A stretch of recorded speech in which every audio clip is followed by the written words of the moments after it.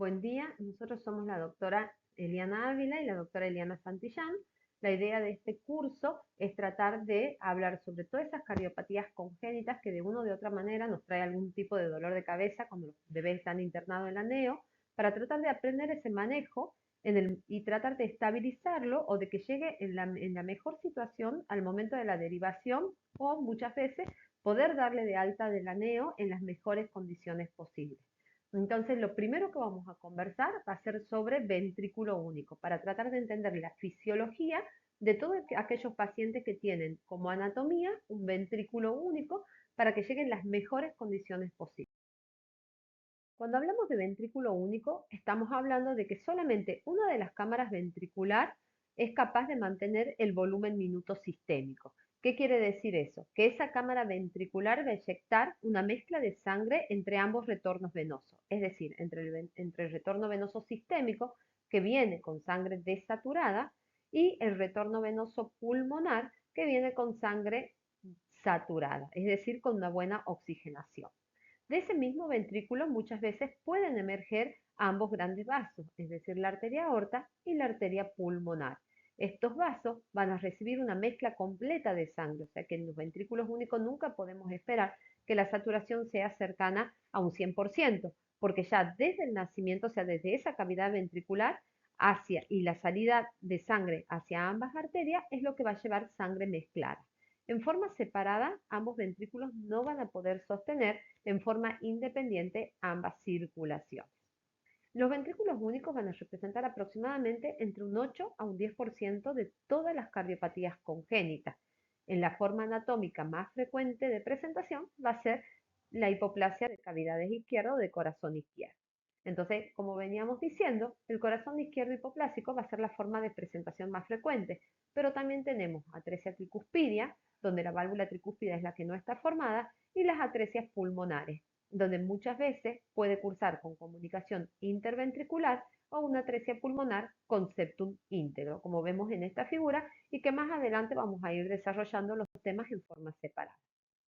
Entonces, como decíamos, la mezcla de sangre, es decir, sangre saturada y desaturada, van a emerger por las grandes arterias, es decir, por la arteria aorta y la arteria pulmonar.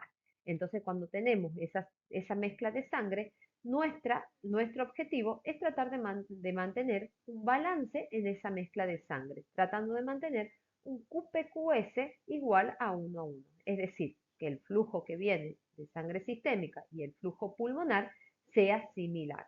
Yo sé que el QPQS es 1 a 1 porque clínicamente el paciente va a presentar una cianosis moderada. Y si eso lo traducimos a saturación, vamos a tener una saturación de un 75%.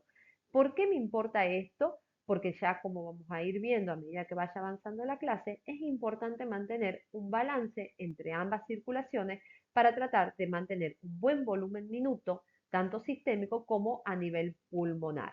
Cuando mi saturación va por encima de 80%, quiere decir que mi flujo está predominando hacia los pulmones, produciendo muchas veces signos de insuficiencia cardíaca o por saturaciones por debajo de un 75%, donde el paciente clínicamente puede presentarse con bajo gas. A su vez, habíamos hablado que ambas arterias podían o no emerger del mismo ventrículo, pero también lo mismo puede pasar con las válvulas auriculoventriculares, es decir, con la válvula tricúspide, que relaciona la aurícula derecha con el ventrículo derecho, o la válvula mitral, que relaciona la aurícula izquierda con el ventrículo izquierdo.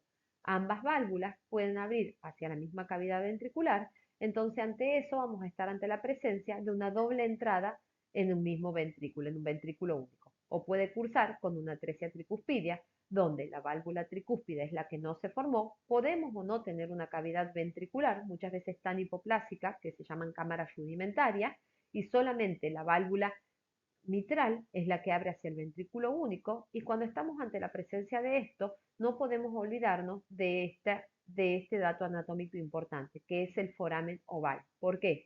Porque mi única escape desde la sangre sistémica que viene a través de las venas cavas hacia la aurícula derecha y que permita llegar esa sangre hacia el ventrículo único para poder ser eyectada, va a ser ese foramen oval. Y en este caso mi va a ser de derecha a izquierda. Es decir, toda la sangre venosa sistémica va a pasar a través de ese foramen oval hacia la aurícula izquierda y una vez que llega a la aurícula izquierda va a pasar hacia esa única cavidad ventricular que va a permitir un buen volumen minuto de sangre.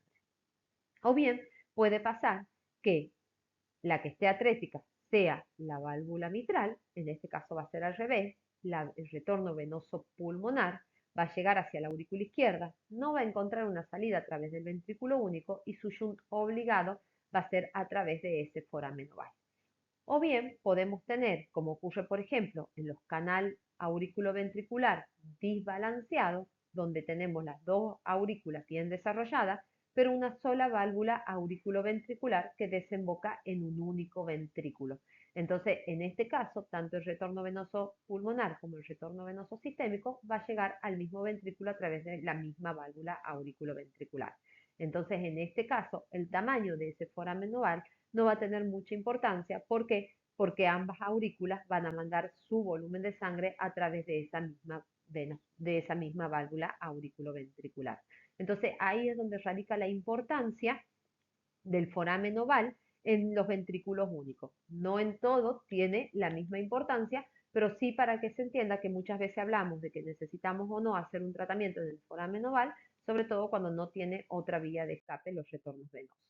Entonces, como hablábamos recién, en un ventrículo único puede predominar el hiperflujo pulmonar y el paciente presentar un causa de una clínica de insuficiencia cardíaca que puede estar o no acompañada de una obstrucción al flujo sistémico y en ese caso por lo general se va a manifestar con más signos de taquipnea, de disnea, el paciente va a tener los pulsos más saltones, entonces probablemente estemos ante un flujo desmedido a través de la arteria pulmonar y las saturaciones van a ser por encima de un 75%. O bien puede pasar que haya una hipoperfusión porque existe una estenosis, ya sea en la válvula aórtica, en la válvula pulmonar, o bien porque el foramen oval es pequeño, que no permite una buena mezcla de sangre, entonces todo va a depender en qué sitio se encuentre la obstrucción. Podemos tener una obstrucción sistémica, entonces en ese caso el paciente puede presentar más signos de bajo gasto, o bien por hipoflujo pulmonar, porque mi obstrucción esté más hacia nivel pulmonar. Entonces, en ese caso, el signo principal va a ser la cianosis, con saturaciones por debajo de un 70%. Como ya habíamos hablado, el foramen oval, ya sea en forma de comunicación interauricular o en forma de foramen oval, juega un papel muy importante en los ventrículos únicos cuando ese ventrículo único está acompañado de una atresia de una de las dos válvulas o de una estenosis severa de alguna de las dos válvulas auriculoventriculares. Cuando hablamos de válvulas auriculoventriculares nos referimos a la válvula tricúspide o a la válvula mitral. Entonces, esos son los casos donde en mi fisiología tengo que pensar cómo está ese foramen oval. Entonces, para tratar de mantener esa estabilidad de la que hablábamos, que no vaya mucho flujo a los pulmones o que no disminuya mi flujo sistémico o mi flujo pulmonar, entonces nuestro objetivo durante la internación va a ser tratar de mantener ese PQS cercano a 1, con saturaciones superiores límites por encima, por hasta 80% o hasta 70%. Son las saturaciones que nosotros hablamos de una estabilidad. Si el paciente satura 75% sería el estado ideal. Todo va a depender de qué tipo de patología estemos hablando. Entonces mis opciones para cirugía va a depender mucho de la anatomía a la que tengo presente. Es decir, si estoy hablando de una hipoplasia de ventrículo izquierdo, donde mi problema es que toda la cavidad izquierda no está desarrollada, probablemente la cirugía que necesite es la de Norwood. Cuando estoy hablando de atresia de una de las válvulas, ya sea mitral, de la válvula pulmonar o de la válvula aórtica, probablemente necesite una fístula una fístula sistémico-pulmonar. O bien, cuando tengo un hiperflujo pulmonar, es decir, cuando hay un flujo desmedido hacia los pulmones, porque la válvula pulmonar está totalmente abierta y no tengo forma de limitar ese flujo, probablemente necesite un cerclaje de la arteria pulmonar. ¿Y por qué sería esto? Porque nosotros, si es que tratamos de llevar al paciente hacia los próximos estadios quirúrgicos, que por lo general va a ser cuando el paciente sea más grande y ya haya egresado del ANEO, voy a necesitar una circulación pasiva.